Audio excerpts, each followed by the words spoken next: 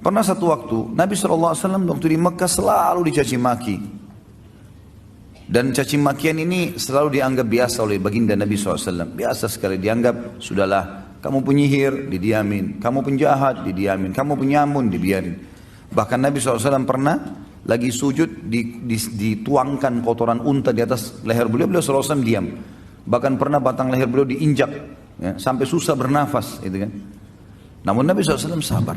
Dibiarin saja, karena tidak ada kekuatan di Mekah. Beliau bersabar dan belum ada perintah untuk melawan pada saat itu. Tapi satu waktu teman-teman sekalian, Abu Jahal waktu melihat Nabi SAW lagi tawaf, dia mengucapkan kata-kata yang sangat menyakitkan, bahkan lebih sakit daripada melukai fisik. Namun dalam buku sejarah tentu tidak disebutkan cacian itu seperti apa. Cuman hampir semuanya mengatakan cacian itu sangat menyakitkan, bahkan mengalahkan sakitnya fisik. Penghinaan yang luar biasa. Dan tidak ada orang yang membela Nabi SAW, walaupun dari suku beliau. Ada seorang budak wanita, budaknya Abdullah bin Jud'an. Abdullah bin Jud'an ini adalah orang yang terkenal, sangat baik sekali di Mekah.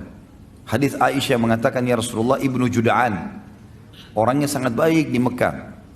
Sangat santun, suka silaturahim keluarga, suka bantu orang susah. Kata Aisyah, ya Rasulullah, dalam hadis Bukhari Muslim, ibnu Jud'an. Siapa yang tidak kenal kebaikannya di masa jahiliyah? Apakah bermanfaat amal-amal yang dia kerjakan? Kata Nabi SAW, tidak sama sekali. Karena dia belum pernah beriman kepada Allah. Dia tidak syahadat, tidak masuk Islam. Yang jelas Ibnu Jud'an ini, Abdullah bin Jud'an, tidak pernah membenci Nabi SAW. Tapi dia tidak masuk Islam. Ada budak wanitanya dia, lewat melihat Nabi SAW dicaci maki dengan cara seperti itu. Dan dia tahu, tuannya ini Abdullah bin Jud'an tidak membenci Nabi SAW. Maka dia pun berusaha mengangkat suaranya mengatakan, hai Quraisy, tidakkah kalian punya sopan santun? Kenapa kalian membiarkan ini? Kenapa dicaci maki? Nggak ada yang peduli. Apalagi ini budak wanita yang bicara.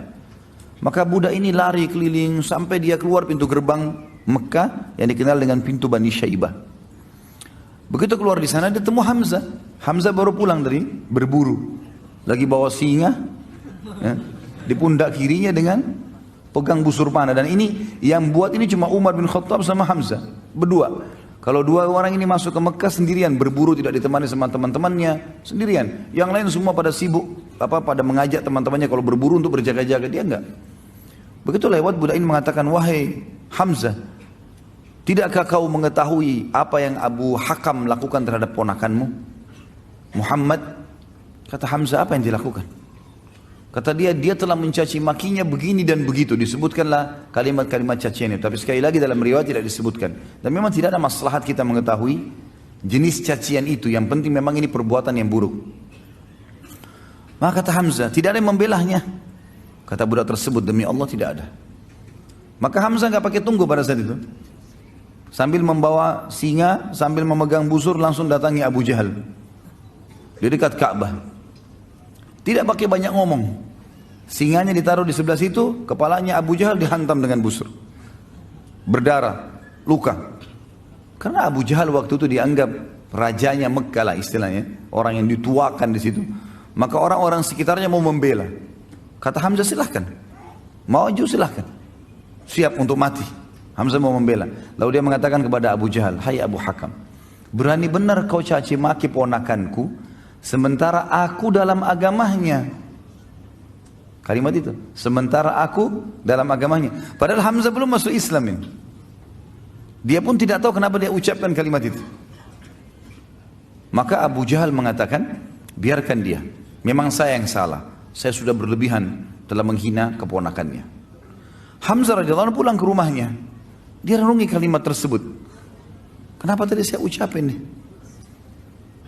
Apakah besok saya harus kembali ke Quraisy dan mengatakan bahwasanya saya bukan di agamanya Muhammad? Dan ini aib bagi orang Arab menjilat kembali ludahnya. Sudah mengucapkan lalu ditarik. Nggak mungkin. Tapi kalau saya tidak perbaiki, saya bukan muslim, bukan agamanya Muhammad ini. Dia bingung pada saat itu. Pada malam itu dikatakan dalam riwayat-riwayat yang sahih, dia berdoa kepada Allah mengatakan, ya Allah, kalau agama keponakanku Muhammad benar, tanamkan dalam hatiku. Dan kalau seandainya tidak benar, maka hilangkanlah. Berikanlah aku solusi dengan Quraisy.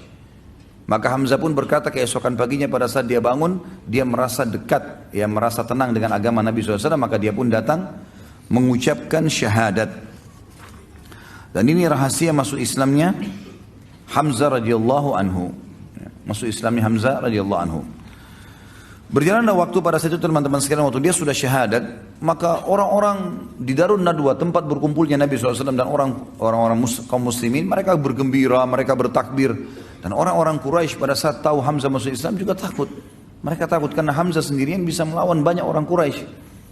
Dan selalu saja kalau ada orang-orang muslim lagi menuju ke Darun Nadwa, maka Hamzah berada di pinggir jalan dengan kudanya, mendampingi sendirian. Sampai kaum muslimin masuk ke Darun Nadwa, maaf bukan Darun Nadwa, Darul Arqam.